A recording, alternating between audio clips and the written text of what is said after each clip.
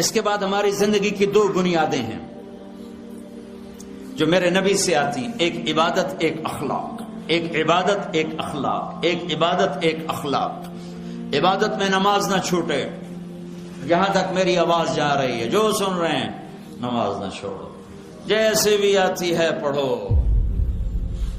نماز نہ چھوڑو، جہاں ہو پڑھو، جس جگہ پر ہو پڑھو، سفر میں ہو حضر میں ہو، جی پڑھی نہیں گئی، نہیں نہیں نہیں، محرم ابھی چل رہا ہے، کربلا کا زخم تازہ ہے، دنیا میں ظلم کی آخری تاریخ لکھی جا رہی ہے اور مظلومیت کی بھی آخری تاریخ لکھی جا رہی ہے۔ نہ ظلم ایسا کبھی ہوا نہ ہوگا، نہ مظلوم ایسے کبھی آئے نہ آئیں گے، نہ ظالم کبھی ایسے کسی نے دیکھے نہ سنے۔ اور نماز کا وقت داخل ہوا اور جناب عالی مقام امام نے زہیر سے فرمایا کہ ان سے کہو مجھے نماز پڑھنے دو، جنگ روکو۔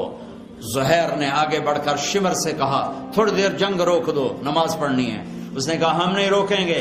حسین ابن نمیر ایک کوفی سردار کہنے کا تمہاری نماز ہوتی ہی نہیں۔ زہیر نے فرمایا لعنت ہے تم پر، تمہاری نسلوں پر، جس گھر کی طفیل نماز ملی ان کی نہیں ہوتی تو پھر کس کی ہوتی ہے؟ انہوں نے واپس آ کے فرمایا حضور وہ نماز کی اجازت نہیں دے رہے۔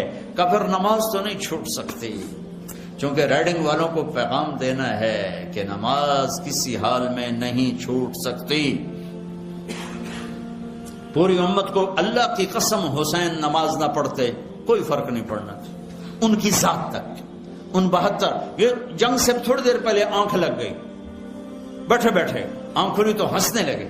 تو بہن زینب نے پوچھا، حضرت علی کی فصاحت بیٹی کو ملی، حضرت علی کی فصاحت بیٹی کو ملی زینب کو۔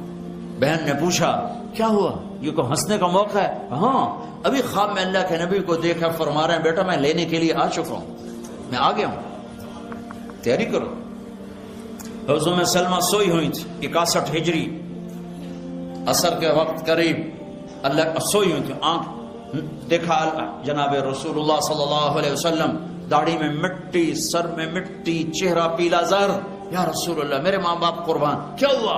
کہا حسین کا قتل دیکھ کے آ رہا۔ ہاں اللہ کو راضی کرنے کے لیے یہاں تک جانے کا پیغام موجود ہے۔ اولاد کو ذبح کروانا آسان کام ہے جبکہ بچانے میں ایک لفظ لگتا ہو، ایک لفظ، ایک لفظ۔ ہم جھوٹ بول کے پاؤنڈ بچائیں، جھوٹ بول کے دھوکہ دے کے ایمان کا سودا کریں۔ حضرت علی نے فرمایا لا تبع آخرتک بدنیاک بل بع دنیاک بآخرتک۔ اپنے بچوں کو وصیت نامہ لکھوایا، اس وصیت نامے کا صرف ایک جملہ میں نے آپ کو بتایا ہے، چند الفاظ اور پڑھوں، احی قلبک بالموعظہ ونورہ بالحکمہ وقوہ بالزہد وذللہ بالموت وقررہ بالفناء وحذره وصولة الدهر وتقلب الليالي والأيام وأعرض عليه أخبار الماضين وسر في ديارهم وانظر في آثارهم أين حلوا فإنك ترى قد انتقلوا من دار الغرور ونزلوا في دار الغربة فإنك صرت كأحدهم۔ اب میں آخری جملے کا ترجمہ کرتا ہوں، پہلا صرف اس کی چاشنی اتنی تھی، آپ اس کا مٹھاس لیتے رہو، ترجمہ بے شک نہ پتہ ہو۔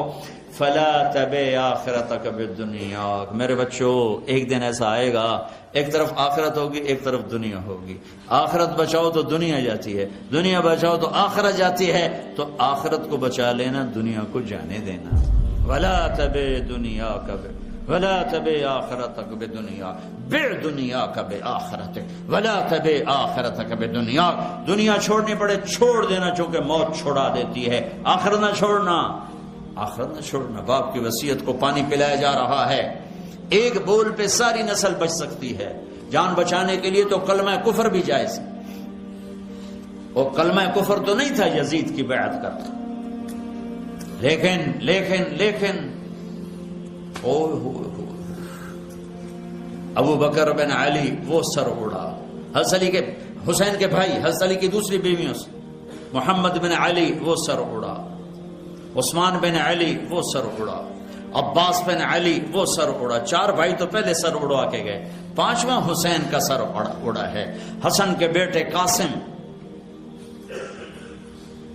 عبداللہ، ابو بکر بن حسن تینوں کے سر نیزے پہ، اپنے بیٹے علی الاکبر، علی الاصغر، عبداللہ بن حسین تینوں کے سر نیزے پر، مسلم بن عقیل کے دو بیٹے عبداللہ عبد الرحمن دونوں کے سر نیزے پر، عبداللہ بن جعفر کے دو بیٹے عون اور محمد دونوں کے سر نیزے پر، مسلم بن عقیل کے بیٹے موسیٰ، یحییٰ، جعفر، عثمان چاروں کے سر نیزے پر۔ یہ اہل بیت کے سر کٹ کٹ کے نیزے پہ جا کر تم ریڈنگ والوں کو پیغام دے رہے ہیں کہ دنیا کے لیے دھوکہ نہ دینا، جھوٹ نہ بولنا۔